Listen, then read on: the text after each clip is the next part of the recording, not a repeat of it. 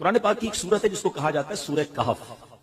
ٹھیک ہے, یہ 15ویں پارے کے آخر میں ہے, 16ویں پارے کے شروع میں ہے. اس کے بے شمار فضائل بھی ہیں, اس کی تلاوت بھی کیا کریں.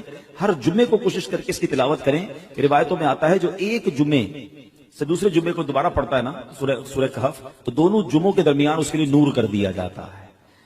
یہ سورہ پاک مکہ مکرمہ میں نازل ہوئی. اس میں 12 رکوع ہیں, 111 آیتیں ہیں, 1577 کلمے ہیں اور 6360 حروف ہیں. سورہ کہف پڑھنے سے گھر میں سکون اور برکت نازل ہوتی ہے. حضرت برہ بن عازب رضی اللہ تعالیٰ فرماتے ہیں کہ ایک مرتبہ ایک صحابی نے سورہ کہف پڑھی تو گھر میں ایک جانور تھا, وہ بھی بدکنا شروع ہو گیا. انہوں نے سلامتی کی دعا کی اور غور سے دیکھا کہ کیا بات ہے, تو انہیں ایک بادل نظر آیا جس نے انہیں ڈھانپ رکھا تھا. ان صحابی نے اس واقعے کا ذکر جب نبی پاک علیہ السلام کی بارگاہ میں کیا تو پیارے آقا علیہ السلام نے فرمایا, اے فلاں قرآن پاک کی تلاوت کرتے رہا کرو. وہ بادل سکینہ تھا, وہ سکون کا بادل تھا جو قرآن مجید کی وجہ سے نازل ہوا تھا. تو سورہ کہف یہ سکون کا, یہ برکت کا باعث ہے. اور ایک اور جگہ پیارے آقا علیہ السلام فرماتے ہیں, جو سورہ کہف کی ابتدائی 10 آیات یاد کرے گا وہ دجال کے فتنے سے محفوظ رہے گا. اچھا, اس صورت میں تلاوت کے فضائل تو اپنے ہیں. اس صورت سے ایک ہی صورت میں 3 کمال کے واقعات ہیں. ایک تو وہی کہف, غار, کہف کہتے ہیں غار کو, غار والا واقعہ ہے. ایک اس کے اندر حضرت ذوالقرنین کا واقعہ, اللہ اکبر, پڑھنے سے تعلق رکھتا ہے. East and west and north, تینوں جگہوں کا آپ نے سفر کیا, دنیا کے 3 کونوں کا آپ نے سفر کیا, اور جو آپ نے وہاں ایکسپیرینس کیا, کمال کی باتیں, اور ان کی پھر وہاں کیسے ملاقات ہوئی, یاجوج ماجوج کو کیسے پایا, اور کس طرح اس کو جا کے انہوں نے بلاک کیا, یہ سارا واقعہ اس صورت میں موجود ہے. اور تیسرا اس میں واقعہ حضرت موسیٰ علیہ السلام اور حضرت خضر علیہ السلام کی جو ایک بڑی کمال کی ملاقات ہے, اس ملاقات میں کیسے کیسے واقعات ہیں. یعنی میں یقین کریں میرے پاس ٹائم ہوتا تو میں آپ کو سورہ کہف کے 3 واقعات سناتا, لیکن یہ سب چیزیں ڈیفائن کرنے کا مقصد یہ کہ یہ آپ کے اور میرے قرآن میں سب موجود ہے. اچھا, ایک اور بات بتاؤں کہ یہ اصحاب کہف پر یا اس واقعے پر جو بھروسہ یا ایمان یا عقیدہ ہے نا, یہ صرف مسلمانوں کا نہیں ہے. یہ دیگر مذاہب کی کتابوں میں بھی 7 سلیپرز کہلاتے ہیں, 7 سونے والے. 7 سلیپر کا بورڈ لگے ہوئے اب بھی, تو وہاں پر دیگر مذاہب کے لوگ بھی آتے ہیں کیونکہ ان کی آسمانی کتابوں میں بھی ان اصحاب کہف کا ذکر موجود ہے. اب یہ کون تھے, یہ کیا تھے, اب ذرا یہ واقعہ سنیے گا, پھر میں انشاءاللہ اس کے تحت کیا سبق ملتا ہے ہم سیکھیں گے کیا, میں اس پر ڈسکس کروں گا. اصحاب کہف جو تھے یہ شہر افسوس کے شرفا تھے, بڑے نیک لوگ تھے. اچھا, شہر کا نام تھا افسوس, اور جو بادشاہ تھا اس کے معزز درباری بھی تھے, مگر یہ لوگ صاحب ایمان تھے, یہ بت پرستی سے بیزار تھے, یہ اللہ وحدہ لا شریک کو اپنا رب مانتے تھے. اچھا, وہاں پر جو بادشاہ تھا وہ بڑا ظالم بھی تھا اور بت پرستی کے لیے بڑا انفسائز کرتا تھا. جو بت پرستی نہیں کرتا تھا اس کو قتل کر دیتا تھا. اچھا, اس بادشاہ کا نام دقیانوس تھا. آج آپ کو ایک اور بات سمجھ آئے گی کہ ہم بعض اوقات کہتے ہیں یار یہ بندہ بڑی دقیانوسی باتیں کرتا ہے, تو ایکچولی دقیانوس جو یہ لفظ ہے یہ بادشاہ کا نام تھا, اور چونکہ وہ ہزاروں سال پرانا بادشاہ ہے تو آج بھی اگر کوئی پرانی باتیں کرتا ہے, اولڈ ایج کی باتیں کرتا ہے, تو لوگ کہتے ہیں یار یہ دقیانوسی باتیں کر رہا ہے. ایکچولی یہ اسی کی طرف نسبت ہوتی ہے کہ دقیانوس نام کا ایک بادشاہ تھا, مگر وہ بڑا ظالم تھا.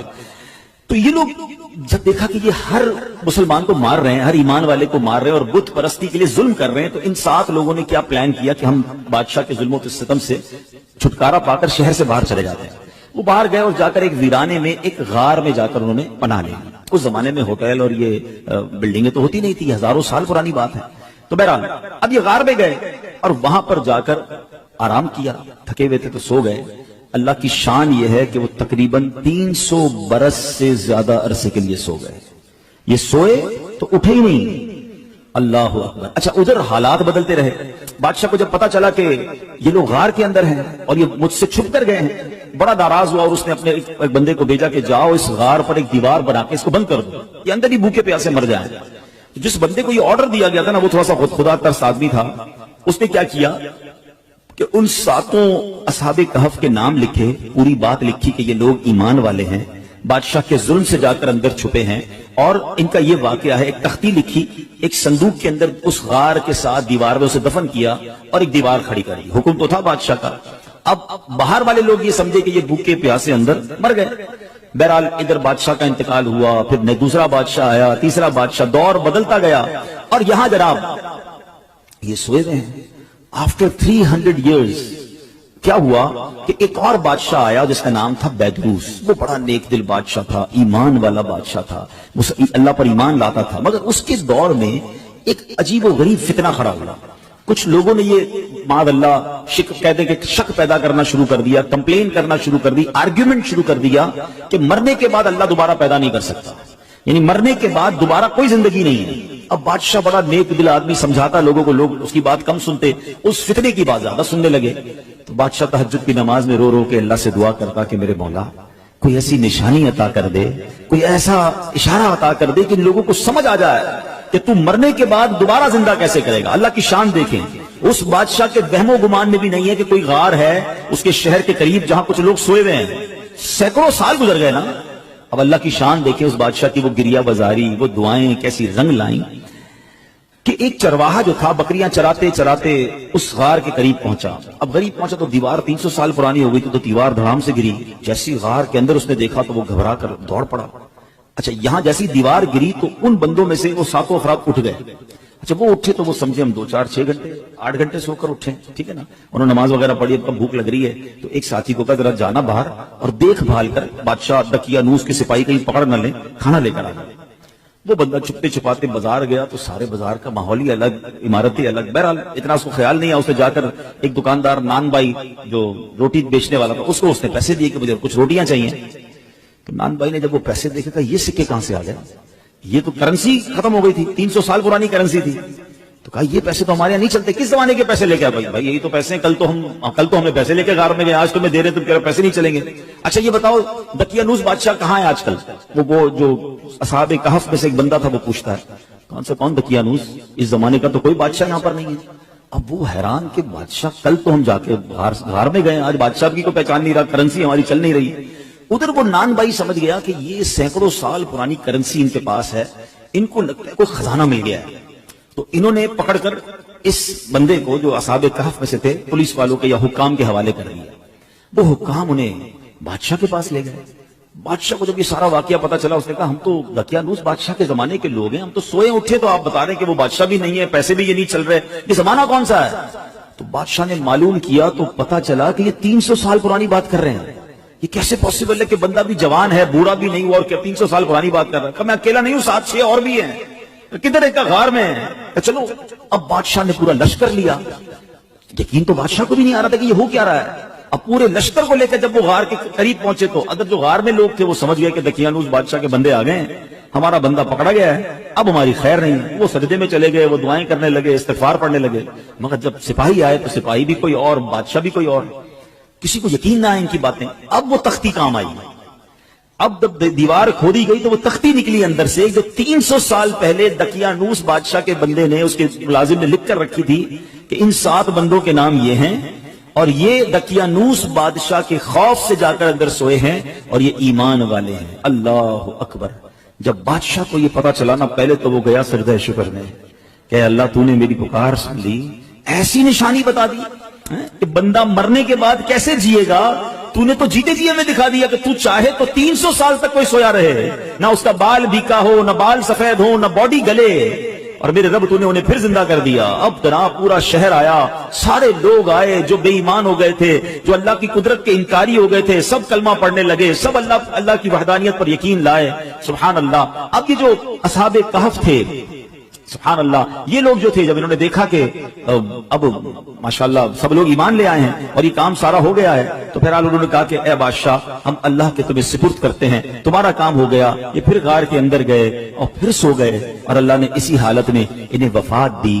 بادشاہ بیدروس نے سال کی لکڑی کا صندوق بنوا کر اصحاب کہف کی مقدس لاشوں کو ان میں رکھوا دیا. اللہ کریم نے اصحاب کہف کے غار کا ایسا روب لوگوں کے دلوں میں ڈالا کہ لوگ ان کی قبروں تک نہیں جا پاتے تھے. اصحاب کہف کی لاشوں کا حفاظت کا انتظام بھی رب نے کیا اور بیدروس بادشاہ نے غار کے منہ پر ایک مسجد بنائی. سالانہ ایک دن مقرر کیا اور ہر سال لوگ وہاں پر ان کے گویا عرس میں جمع ہو کر اللہ کی عبادت کرتے اور گویا وہاں جا کر عبادت کرتے. تو اے میرے پیارے اسلامی بھائیوں, یہ ایک واقعہ جو تفسیر قرآن کے ذریعے میں نے آپ کو سنایا. قرآن میں سورہ کہف میں یہ پورا تفصیل سے واقعہ موجود ہے. سورہ کہف پڑھتے ہیں، یہ آیتیں بار بار پڑھتے ہوں گے. بسم اللہ الرحمن الرحیم. ام حسبت ان اصحاب الكهف والرقیم كانوا من آیاتنا عجبا اذ اوى الفتية الى الكهف فقالوا ربنا آتنا من لدنك رحمة وهيئ لنا من امرنا رشدا فضربنا على آذانهم في الكهف سنين عددا ثم بعثناهم لنعلم أي الحزبين أحصى لما لبثوا أمدا نحن نقص عليك نبأهم بالحق إنهم فتية آمنوا بربهم وزدناهم هدى. کیا تمہیں معلوم ہوا، ترجمہ کنز ایمان سنیں، کیا تمہیں معلوم ہوا کہ پہاڑ کی کھو اور جنگل کے کنارے والے ہماری ایک عجیب نشانی تھے؟ جب ان جوانوں نے غار میں پناہ لی پھر بولے اے ہمارے رب ہمیں اپنے پاس سے رحمت دے اور ہمارے کام میں ہمارے لیے راہ یابی کے سامان کر، تو ہم نے اس غار میں ان کے کانوں پر گنتی کی کئی برس تھپکا. پھر ہم نے انہیں جگایا کہ دیکھیں دو گروہ میں کون ان کے ٹھہرنے کی مدت زیادہ ٹھیک بتاتا ہے. ہم ان کا ٹھیک ٹھیک حال تمہیں سنائیں. وہ کچھ جوان تھے کہ اپنے رب پر ایمان لائے اور ہم نے ان کی ہدایت بڑھائی سبحان اللہ. ان کے ناموں میں بہت اختلاف ہے. حضرت علی کرم اللہ تعالی وجہ الکریم فرماتے ہیں ان کے نام یہ ہیں: یملیخا، مکشکلینا، مشلینا، مرنوش، دبرنوش، شادنوش، اور ساتواں چرواہا تھا جو ان لوگوں کے ساتھ ہو لیا. حضرت علی نے اس کا ذکر نہیں فرمایا. اور ان لوگوں کے کتے کا نام کتمیر تھا اور لوگوں کے شہر کا نام افسوس تھا اور ظالم بادشاہ کا نام دکیانوس تھا. تفسیر ساوی میں کچھ اور نام بھی لکھے ہیں. ان ناموں میں کچھ اختلاف ضرور ہے مگر ان کے ناموں کی برکت کیا ہے سبحان اللہ. ذرا سنیے گا. حضرت ابن عباس رضی اللہ عنہ سے روایت ہے اصحاب کہف کے ناموں کا تعویذ 9 کاموں کے لیے مفید ہے: بھاگے ہوئے کو بلانے کے لیے اور دشمنوں سے بچ کر بھاگنے کے لیے. کوئی بھاگ گیا اس کو بلانا ہے یا خود دشمنوں سے بچنا ہے اس کے لیے بڑا مفید ہے. آگ بجھانے کے لیے کپڑے پر لکھ کر آگ میں ڈال دیں انشاءاللہ آگ بجھ جائے گی. بچوں کے رونے اور تیسرے دن آنے والے بخار کے لیے. مگر پھر بھی اس واقعے سے ہمیں درس کیا ملتا ہے کہ مرنے کے بعد زندہ ہونا، ہو کر اٹھنا یہ حق ہے.